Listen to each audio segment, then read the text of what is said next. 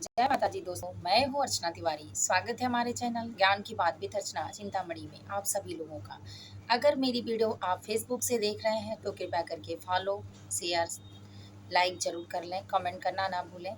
YouTube से देख रहे हैं प्लीज़ शेयर, सब्सक्राइब और फॉलो करें ताकि हर एक की मदद हो सके। दोस्तों, आज की वीडियो में हम बात करने वाले हैं तीज व्रत यानी हरतालिका तीज व्रत। बहुत सारी महिलाएं बहनें ऐसी हैं कि जो इस व्रत को करेंगी और व्रत करने के लिए स्वस्थ नहीं है। तो आज हम इसी के बारे में बात करेंगे कि किन 5 नियमों को अपनाकर आप व्रत को बहुत अच्छे से कर सकती हैं।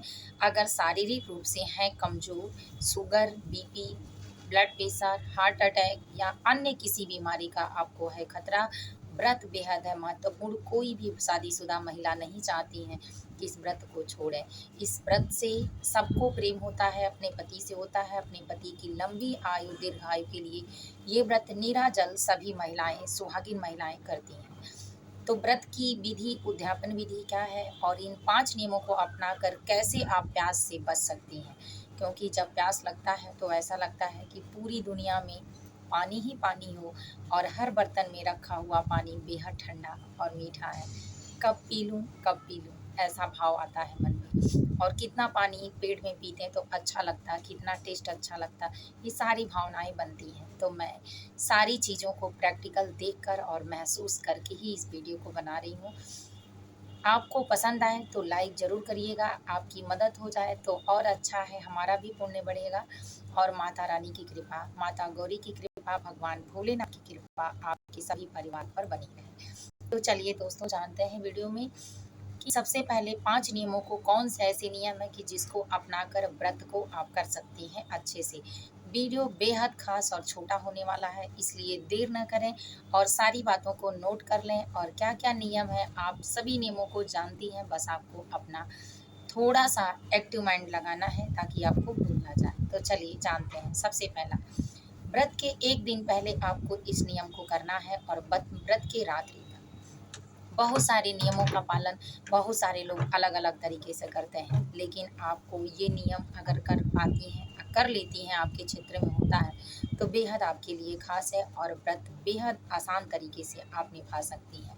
वरना अगर आप निर्जल व्रत रहती हैं, अस्वस्थ रहती हैं, तो लकवा, पैरालिसिस होने का, ब्रेन स्ट्रोक होने का, बीपी लो होने का, हाई होने का, शुगर घटने और बढ़ने का अगर समस्या आपके साथ हो रही है तो स्वास्थ्य संबंधी ये समस्या आपको विकलांग बना सकता है, आपको माइंड से खराब कर सकता है, हार्ट अटैक भी बढ़ सकता है। तो लोग कहते हैं हम अच्छा काम और व्रत पूजा कर रहे थे, मेरे साथ ऐसा क्यों हुआ।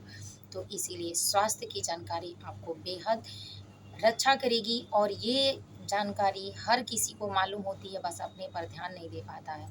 तो इस व्रत में ज़रूर करें ताकि कोई भी चीज़ें आपको परेशान ना करें। आपके अगर 2-4 बच्चे भी हैं, आपको परेशान करते हैं मेरे बच्चों की तरह, तो भी आप स्वस्थ रहेंगे इस व्रत में, क्योंकि इस उपाय को हम सभी लोग अपनाने वाले हैं। तो चलिए दोस्तों, आप हमारे साथ हमारे वीडियो में एंड तक बने रहिएगा, जिससे आपको सारी जानकारी चुटकियों में प्राप्त हो और आप इस व्रत को स्वस्थ रह के, मस्त रह के, खुश रह के कर सकें बिना किसी दिक्कत के।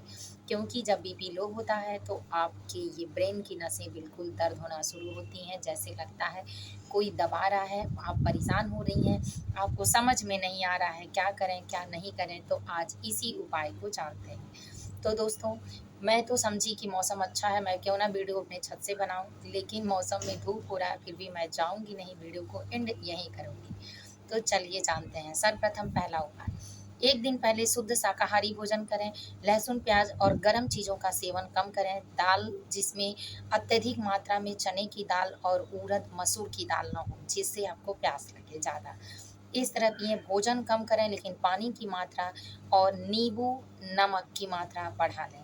नमक की मात्रा, नींबू और एक साथ घोल बनाकर चीनी का पीने से आपको एनर्जी फ़ील होगा, एनर्जी आपके पास अत्यधिक होगी, जिससे आप शुद्ध शाकाहारी भोजन करेंगी, उसकी भी मात्रा जब मैच करेगी तब आपको आयरन और कैल्शियम, विटामिन की कमी नहीं होगी, जिससे आपका व्रत करना, कल के अगले दिन उपवास रखना आसान हो जाएगा। दूसरा, इस व्रत को निभाने के लिए आप एक दिन पहले रसीले फलों का, ऋतु फलों का, रसीले फलों का, मीठे फलों का सेवन करें कि जो आपको अत्यधिक एनर्जी और इन सारी चीज़ों के पावर को, कैपेसिटी को बढ़ा सके, जिससे आप एक दिन भोजन न करें तो भी ये आपके शरीर में स्टोर करके आपको शारीरिक रूप से स्वस्थ बनाए रखें, ताकि अगले दिन इस एनर्जी के बाद आपका अगर लॉस हो तो आप भोजन कर सकें तुरंत।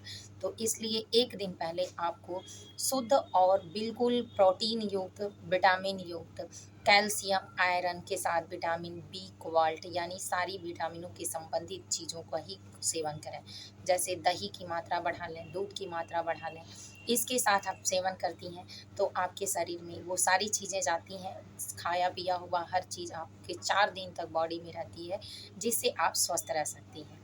तीसरा, आप ज़्यादा बोलना, लेक्चर देना, किसी से बहुत बातें करना, अपनी एनर्जी को वेस्ट करना या बच्चों के साथ थोड़ा-सा कम स्वभाव में रहें, क्योंकि ये चीज़ें आपको एक दिन के अगली एनर्जी के लिए तैयार करना है, जिससे आप स्वस्थ रह सकती हैं।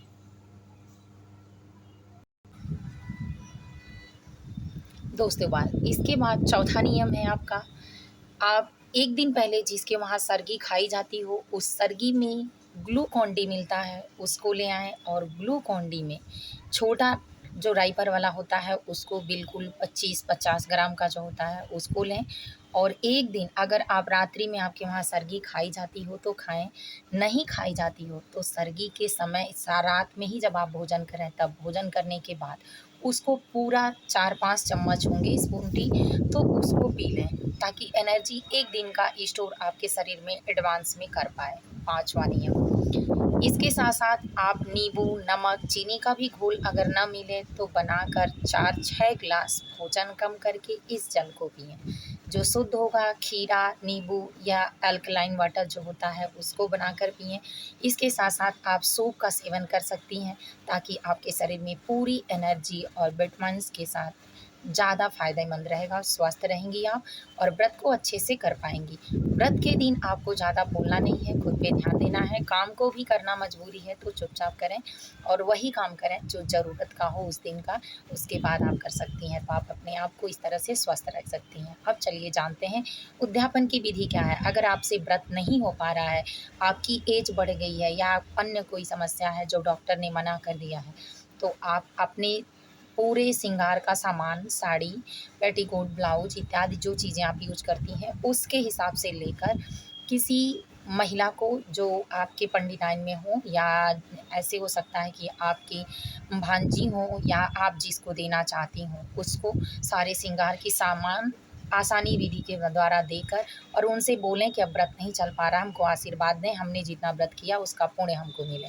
और हवन जो उद्यापन होता है, कपूर, धूप, ये सारी चीज़ें अपने घर में रखें। पूजा करने के बाद पूजा मंदिर में ही माता गौरी को भी सारी चीज़ें सुहाग की सामग्रियाँ चढ़ाकर और माता गौरी से भी आशीर्वाद माँगे, वहाँ से अपने सिंदूर माँगे और लगा लें और इससे ये चीज़ें दान देकर आप हाथ जोड़ लें कि मुझसे अब नहीं व्रत हो पा रहा, मेरे घर में जो लोग करेंगे आप उनको आशीर्वाद दें और मेरे व्रतों का पुण्य हमको दें, मैं स्वस्थ रहूँ और अपने व्रत की विधि के दिन जिस दिन व्रत रहे उस दिन आप कुछ दान पुण्य करते रहें। इस तरह से आसान विधि के द्वारा आप अपने व्रत का उद्यापन भी कर सकती हैं।